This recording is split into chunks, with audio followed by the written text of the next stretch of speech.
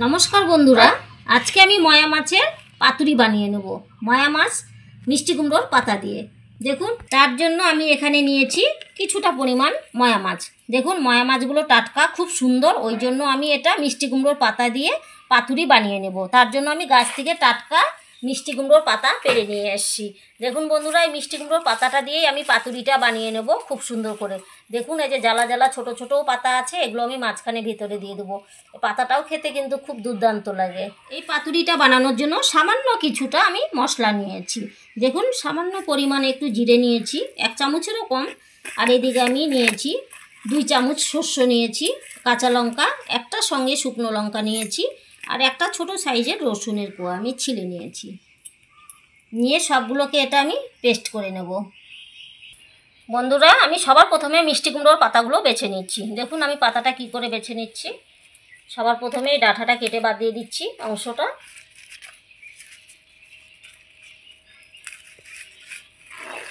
এই আঁশটা কিন্তু তুলে দিতে হবে, এটা মোটা, তাহলে কি হবে, পরে ভাজাও ভালো হবে, খেতেও খুব ভালো লাগে। এটার জন্য খুব অসুবিধা, একটু গোটা গোটা হয়, দেখতেও ভালো লাগে না।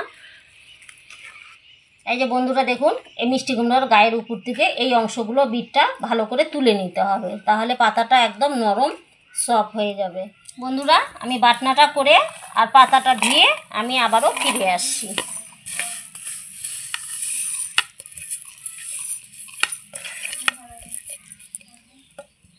বন্ধুরা, আমি বাটনা করে ফিরে আসলাম। পাতাটাও আমি ধুয়ে নিয়েছি, আমার যতটা পাতা লাগবে ততটাই ধুয়েছি। দেখুন, আমি বাদবাকি পাতাগুলো রেখে দিয়েছি।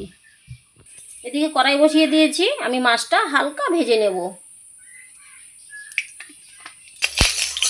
বন্ধুরা, আমার তেলটা গরম হোক, ততক্ষণে আমি মাছের গায়ে লবণ হলুদ মেখে নিচ্ছি।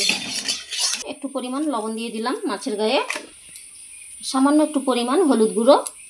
ভালো করে এটা মেখে নিয়ে হালকা মাছটাকে আমি ভেজে নেব।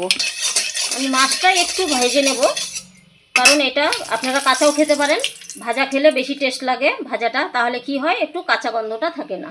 খুব সুন্দর করে হালকা করে একটু ভেজে নেবেন, খেতে খুব দুর্দান্ত লাগে। কড়া করবো না, জাস্ট একটু এপিট একটু গরম করে নেব। তো বন্ধুরা, আমার মাছ ভাজা হয়ে গেছে হালকা, আমি তুলে নিলাম। বন্ধুরা, হালকা করে মাছটা ভেজে নিয়েছি, লাল করিনি। মাছের যে একটা আঁশটা গন্ধ থাকে সেটা কেটে যাবে। দেখুন, একদম হালকা করে মাছটা ভেজে নিয়েছি, কড়া করিনি কিন্তু। বন্ধুরা, মাছ ভাজার মধ্যে আমি সরষা রসুন দিয়ে দিচ্ছি বাটাটা, সঙ্গে দিয়ে দিচ্ছি উপর থেকে আমি লবণ,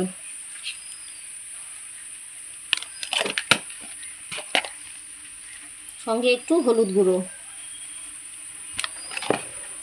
আর উপর থেকে দিয়ে দিচ্ছি আমি কাঁচা সরষার তেল। দিয়ে আমি এটাকে খুব সুন্দর করে হাতে সাহায্যে আমি মেখে নেব।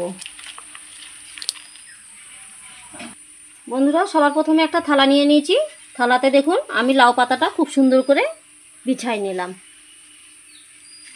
দেখুন, তার উপরে আর একটা ছোটো সাইজের মিষ্টি কুমড়ো পাতা দিয়ে দিলাম, তার উপরে আরও একটা ছোট দিয়ে দিলাম আমি।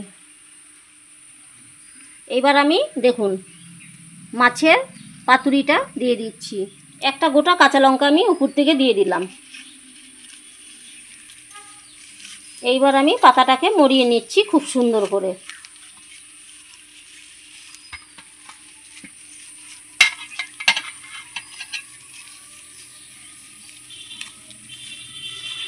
দেখুন কত সুন্দর করে আমি ভাঁজ দিয়ে নিলাম, উল্টায় খুব সুন্দর হয়ে গেছে। একটা কাঁচা লঙ্কা দিয়ে দেব। এইটা তো দেখুন, আবারও একইভাবে আমি পাতাগুলো আবারও ভাঁজ করে নিয়ে ভালো করে মরিয়ে নিচ্ছি।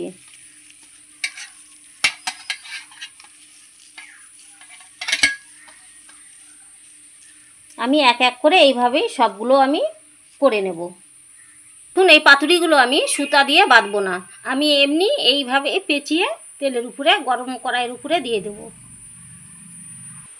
এই দুটো পাতুরি ভাজতে ভাজতে আমি আরও 2-4টা পাতুরি তৈরি করে নেব। এটা আস্তে আস্তে ততক্ষণ ভাজা হোক, ততক্ষণে আমি ঢাকা চাপা দিয়ে দেবো। আমি আরও 2-3টা বানিয়ে নেব। বন্ধুরা, আমার এই দুটো পাতুরি রেডি হয়ে গেছে। আমি এই পাতুরিটার মধ্যে আবারও এই দুটোও ছেড়ে দেবো।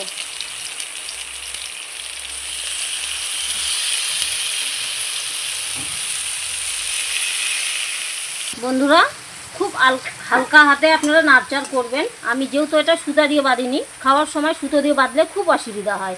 দেখুন আমি সুতা ছাড়াই করেছি, তবে কিন্তু খুব সাবধানে নাড়তে হবে, এটাকে খুলে যাওয়ার ভয় থাকে। দিয়ে দিচ্ছি সেদ্ধ হওয়ার জন্য। বন্ধুরা আমি ঢাকা খুলে দেখে নিচ্ছি আমার পাতুরিটা কতটা হয়েছে। এক পিসটা আমি উল্টিয়ে দেব। দেখুন খুব হালকাভাবে নেড়ে দিতে হবে, খুব সাবধানে, একদম পাতা নরম হয়ে গেছে।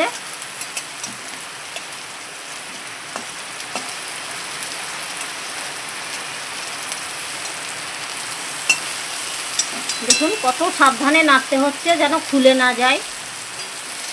বাঁধা থাকলে তো অসুবিধা হয় না, ঝটপট নাড়া যায়। আমাদের এটা সুতো দিয়ে বাঁধা নেই। দেখুন চাপা চাপা দিয়ে দেবো, এই সেদ্ধ হয়ে যাবে। বন্ধুরা দেখুন আমি আবারও ঢাকা খুলে দেখে নিচ্ছি।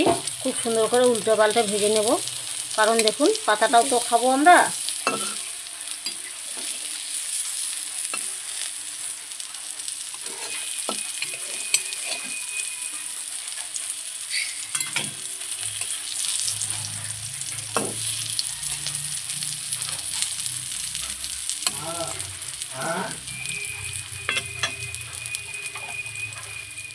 এই যে বন্ধুরা দেখুন আমার পাতুরি খুব সুন্দর হয়ে গেছে।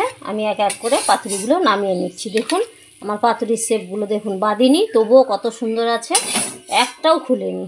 কত সুন্দর ভাজা হয়েছে, একদম মুচমুচে। আপনারা ঠিক এইভাবেই বানিয়ে খাবেন, আশা করি আপনাদের সকলকেই ভালো লাগবে।